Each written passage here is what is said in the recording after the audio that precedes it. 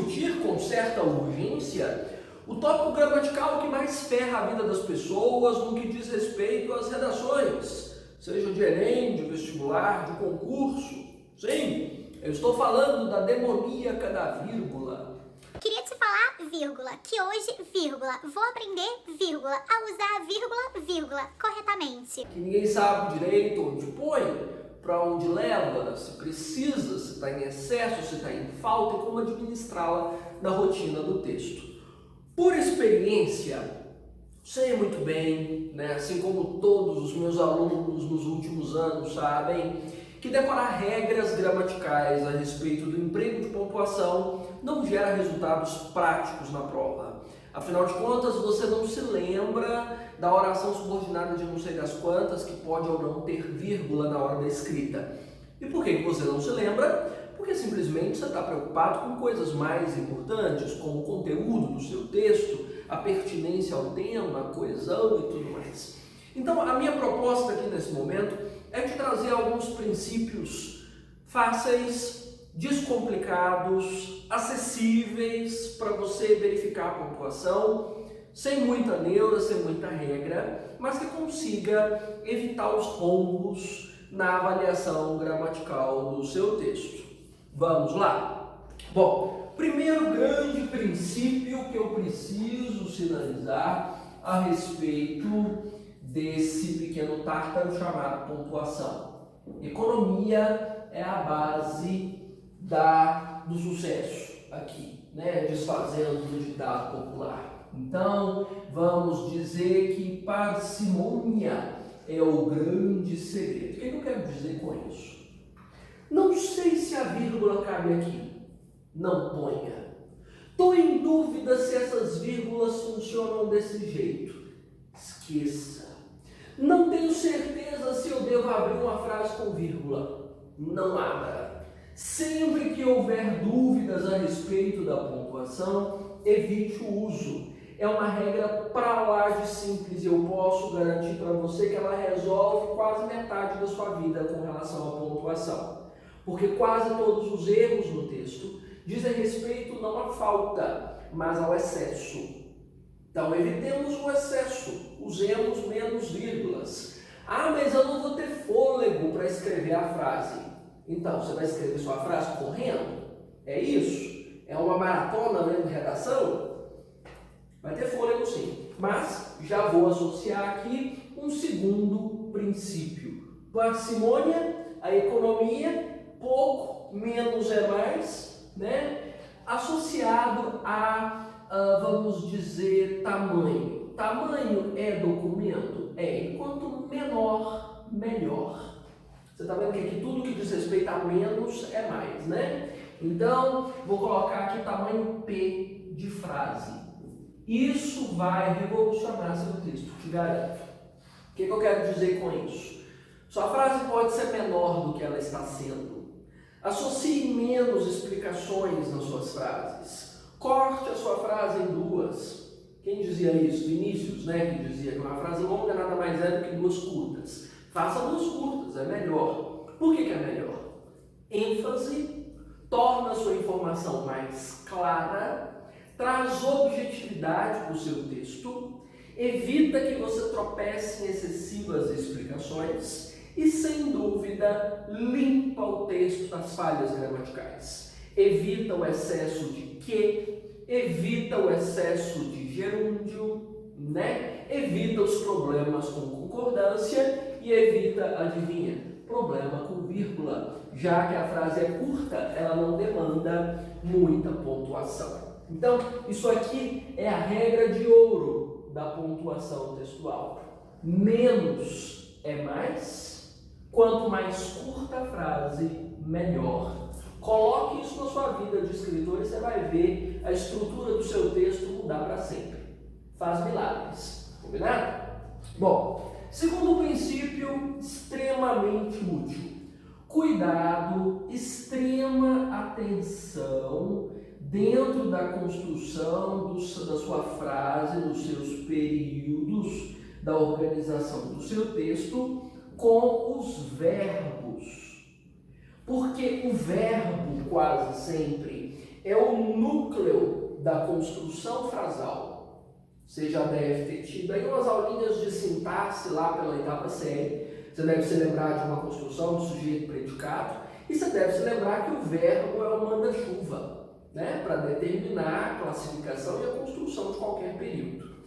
Significa que se o verbo é o centro, é o miolo da construção da frase, é a parte mais importante, você não pode picar o miolo das suas partes acessórias. Então, você vai evitar ao máximo colocar vírgulas antes dos verbos, porque geralmente você vai estar separando o sujeito do verbo e essa separação é pecaminosa, evite ao máximo. Da mesma forma como você vai evitar vírgulas depois do verbo, porque provavelmente você está separando o verbo dos seus complementos. Pode ser um predicativo, pode ser um objeto, pode ser um adjunto, pode ser qualquer coisa, mas você não pode separar. Então, atenção ao verbo. O verbo é o rei, é o núcleo, é a base principal. Você não pode picotá-lo com vírgulas. Combinado? Então, essa é a segunda regra de ouro. Se eu tenho uma frase simples como a sociedade, por exemplo, carece de princípios morais, suponhamos, já que eu já sou bem moralista mesmo, pronto. Já obedeci ao primeiro princípio com esse simples exemplo, você já percebeu? A minha economia, você está vendo? Só tem um ponto, não gastei, maravilha. Tamanho P, pequenininha a frase. Como é que eu meço uma frase? Segredo para escrita, no máximo 2 linhas. Passou de 2 linhas, você está escrevendo uma centopeia, não é uma frase mais. Reduza. Essa aqui não daria nenhuma, né? Ela é PP, XP. E aí vem a questão do verbo, veja só. Qual é o verbo dessa frase? Professor, tem maior dificuldade de saber o que é verbo numa frase. Dica simples. Verbo é a única palavra na língua portuguesa que muda de tempo dentro da construção frasal. A palavra sociedade muda de tempo? Põe a sociedade no passado. Sociedor? No futuro, sociedará? Você percebeu que não funciona. Carece muda de tempo? Consigo colocar no passado? A sociedade careceu de princípios morais. A sociedade carecia de princípios morais. Consigo colocar no futuro? A sociedade carecerá de princípios morais. Consigo. Essa palavra flexionou. Então, achei o núcleo da frase. Achei o verbo.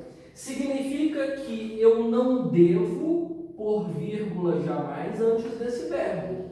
Por qual razão? Eu separaria o verbo do sujeito, olha só. Quem carece é a sociedade. Então, vírgula aqui, pecado mortal, 10 anos de inferno, não pode.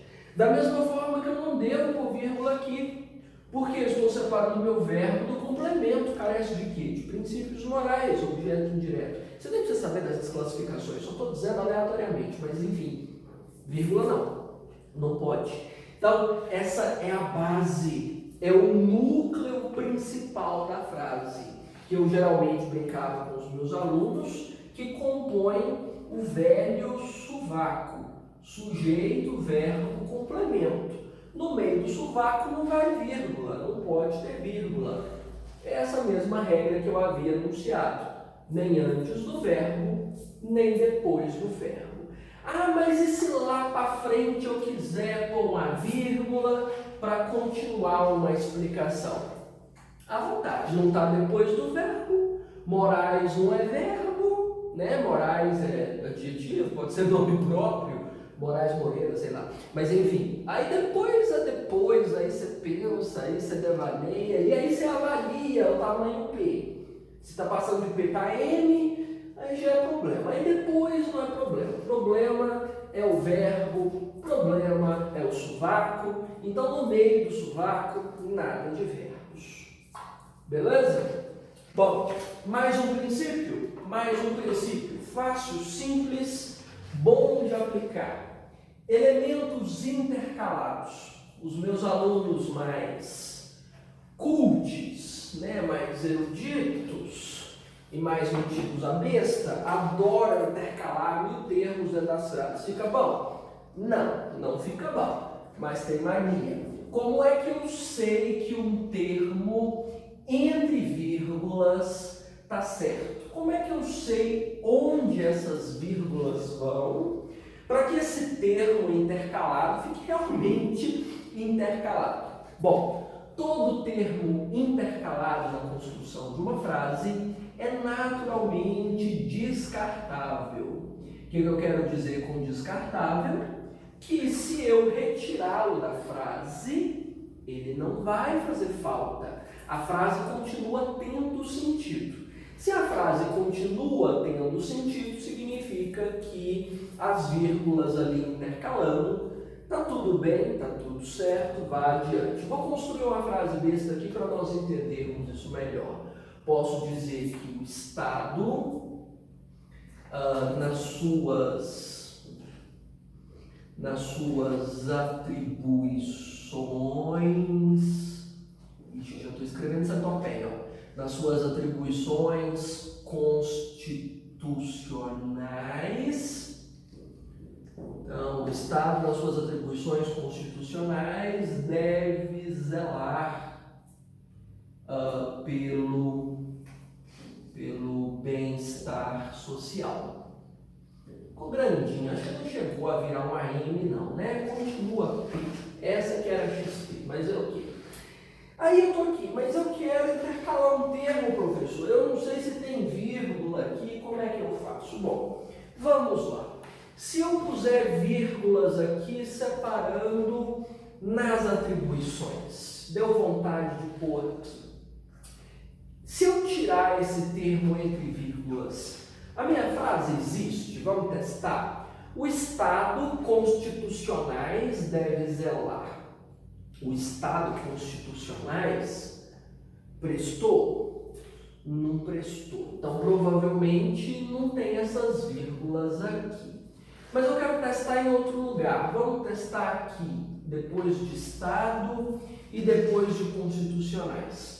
Só testar a frase jogando isso fora, para ver se é descartável. Então, o Estado deve zelar pelo bem-estar social.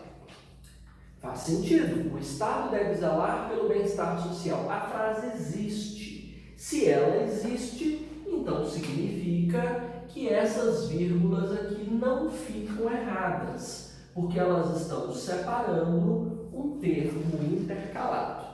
Podia pôr só uma, aí volta no sovaco. Você não pode pôr vírgula antes do verbo lá o deve. Não pode, né? Mas colocando duas para um termo intercalado, tá tudo bem. Entendido? Como eu sei se essas vírgulas são obrigatórias? E se eu não quiser pôr, professor, pelo princípio lá da parcimônia?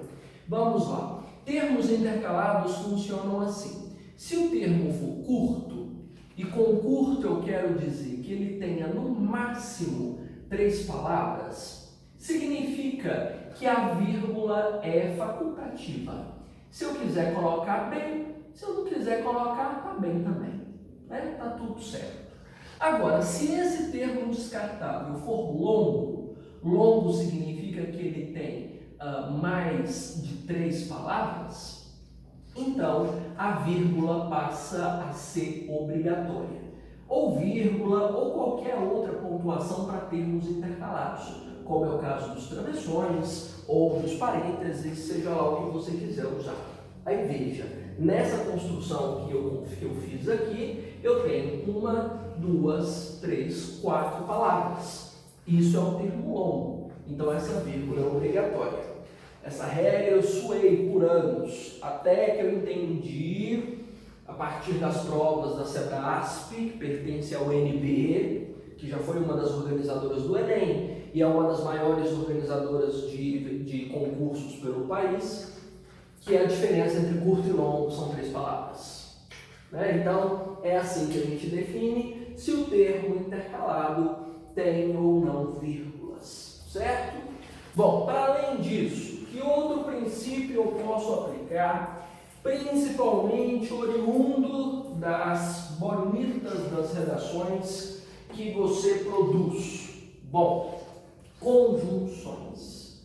Nós precisamos falar sobre conectivos, conjunções de uma maneira geral. Bem, de uma forma geral, eu posso dizer que toda vez que o conectivo vem em início de frase, comecei a frase com no entanto, ou com nesse sentido, ou diante disso, seja lá qual for o conectivo, tem uma vírgula depois dele. É regra isso, professor? É regra. Conectivo abriu frase, vírgula depois. Tem alguma exceção? Tenho uma exceção. Para não dizer que a gente não falou de exceções, já que português é exceção, né? Mas, se o mas começar a frase, não tem vírgula depois dele. Você continua e vai embora. Certo? É o único. É o único. E há algumas outras aditivas, aditivas ou alternativas que vocês não usam no início de frase. Eu espero que não, porque fica extremamente de mau gosto, como o ou e. Não tem, certo? É início de frase. Início de frase. Vou escrever aqui, senão você vai confundir. Início de frase. Então, início de frase, vírgula depois, com exceção do mas, ok? E se o conectivo veio no meio da frase? Bom, no meio de frase, o conectivo entra na regra do intercalado. Ele vem entre vírgulas. Então eu coloco lá um no entanto, entre vírgulas. Já que eu fiz de bolinha, vou fazer de bolinha aqui, né? Um nesse sentido, entre vírgulas. Tem exceção, professor? A mesma exceção da regra de trás. Ou seja, se for mas, tem vírgula só antes do mas, certo? Os outros todos são entre vírgulas. Sabe aquela tabela de conectivos que eu te passei? Para você usar no seu texto? Aquela que descreve qual conectivo você vai pôr em cada lugar da construção? Todos eles se encaixam aqui. Início de frase, vírgula depois, meio de frase, entre vírgulas, exceção do mas, certo? Deixa-me ver se ficou algum princípio importante para trás que eu tenha visto. Vou até pegar uma redação que eu usei há poucos minutos para um tutorial para eu ver se tem alguma regra bizarra que precise ser comentada. Tem uma regra bizarra que precisa ser comentada urgentemente. Ela diz respeito ao quê? Eu acho que se a vírgula é o maior dos demônios da construção textual, o que está de suplente, né? O bichinho complicado de construir. Que funciona igual a vírgula, né? Quanto menos, melhor. Até porque queísmo já é considerado vício da construção textual. Bom, eu preciso te sinalizar um detalhe a respeito do risco de o que mudar o sentido da sua frase com a presença ou com a ausência de vírgula. Isso aqui diz respeito à matéria aborrecidinha dentro de orações subordinadas, né? Oração subordinada aditiva, que tem lá umas diferenças em relação ao uso da pontuação. Bom, vou tentar simplificar ao máximo para você entender isso aqui, sem se aprofundar demais na regra. Olha só, você vai colocar vírgula antes do que quando a sua intenção é produzir uma explicação. Estou explicando o termo anterior, é uma palavra, é um conceito, é uma instituição, quero explicá-la, então vai vírgula, certo? Agora, se a sua intenção não for necessariamente explicar, mas for limitar o sentido, então você não deve usar vírgula.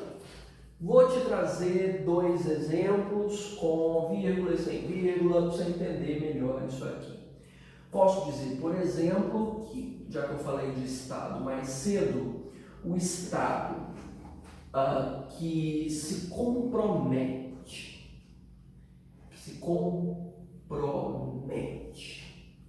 Gente, a palavra comprometer não está saindo junto com Estado. Talvez Estado comprometido não seja uma realidade em uma frase só, né? Que se compromete com seus cidadãos,